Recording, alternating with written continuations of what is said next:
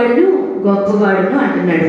కానీ మనలో ఉన్నవాడిని గొప్పవాడిని చూసుకోవట్లేదు, కానీ చీకటి ప్రపంచాన్నే మరి గుడ్డి నేత్రాలతో మరి ఈ భూమిలో ఉన్న ఆకర్షణమైనవన్నిటిని కూడా మనం వెతుకుతున్నాం. అరే బాబు, నేను మీకు లోకరక్షకుడుగా మీకు వచ్చాను, మీకు వెలుగులో నడిపిస్తాను, సంతోషాన్ని ఇస్తాను, ఆనందాన్ని ఇస్తాను.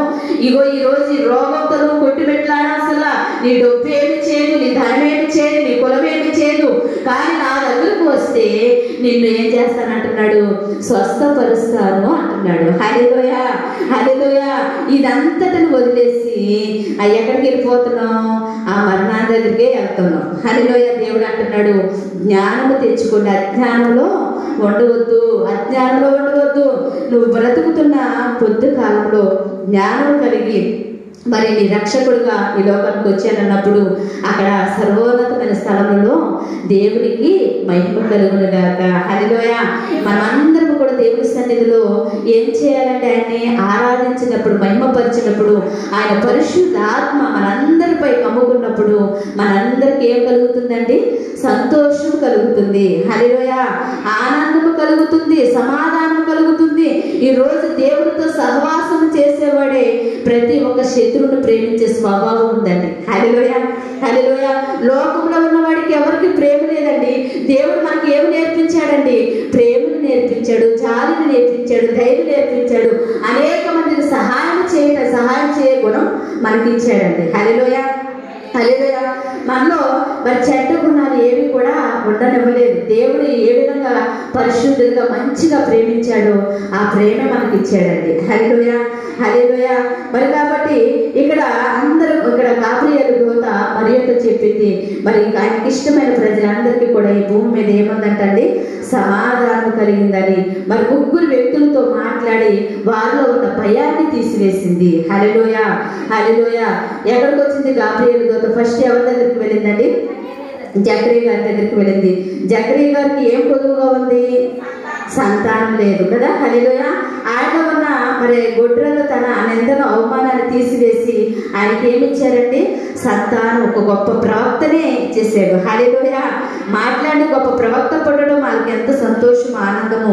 ఆ భయాన్ని తీసివేసాడు, ఆ నిందను తొలగించాడు, ప్రజలందరిలో తలెత్తుకునేవారుగా చేశాడు. హల్లెలూయా, హల్లెలూయా. తర్వాత మళ్ళా గాబ్రియేలు దూత ఎక్కడికి ప్రయాణమై వెళ్ళిపోయింది?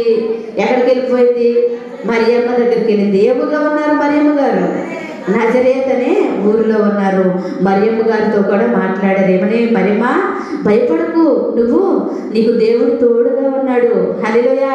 నువ్వు రాజులకు రాజువే కనబోతున్నావు, నీలోంచి రాబోతున్నాడు దావీదు కుమారుడు. హల్లెలూయా, హల్లెలూయా. దేవుడే నీలోంచి రాబోతున్నాడమ్మా అని అన్నప్పుడు ఆవిడ ఎంతగానో సంతోషించిందండి. హల్లెలూయా. ఆవిడ ఉన్న భయాన్ని కూడా తొలగించుకుందండి. ఈ లోకం నన్ను నిందిస్తుంది, భయపడుతుంది అని కూడా ఆవిడ తల వంచుకోలేదండి. దేవుడి చిత్తానికి సంతోషంగా అంగీకరించింది. హల్లెలూయా. అంగీకరించింది కనుక ఈరోజు మనం అందరం కూడా ఆయన పండుగను చేసుకుంటున్నాం. హల్లెలూయా, హల్లెలూయా. మరి హృదయాల్లో చేర్చుకుంది మరియమ్మ. ఈరోజు మనం కూడా ఎక్కడికి చేర్చుకోవాలండి? హృదయాల్లో చేర్చుకోవాలా, బయట పెట్టుకోవాలా? మనం హృదయాల్లో ఎవరైతే హృదయాలు యేసు ప్రభు గారిని హృదయంలోకి చేర్చుకుంటారో సంతోషము, ఆనందము. హల్లెలూయా. తర్వాత మళ్ళీ ఎక్కడికి ప్రయాణం వెళ్ళిందండి? గొర్రెల కాపర్ల దగ్గరికి వెళ్ళింది. గొర్రెల కాపర్లు అంటే ఎవరండి? వాళ్ళు కాపర్లు అంటే ఎవరు? ఏమండి? గొర్రెల కాపర్లు అంటే ఎవరు? యాజకులు, సేవకులే. కాపర్లు అంటే సేవకులే. హల్లెలూయా, హల్లెలూయా. మరి దేవదూత వారి దగ్గరికి వచ్చి చెప్పి మరలా ఎక్కడికి ప్రయాణం వెళ్ళిపోతుంది తెలుసా? పరలోకానికి వెళ్ళిపోతుంది. ఒకసారి చూడండి, కింద వచనం చూడండి, 15వ వచనం చూడండి, 15వ వచనం చూడండి.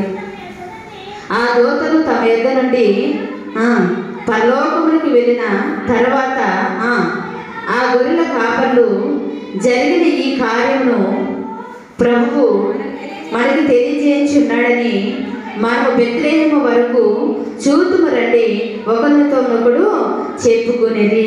హల్లెలూయా.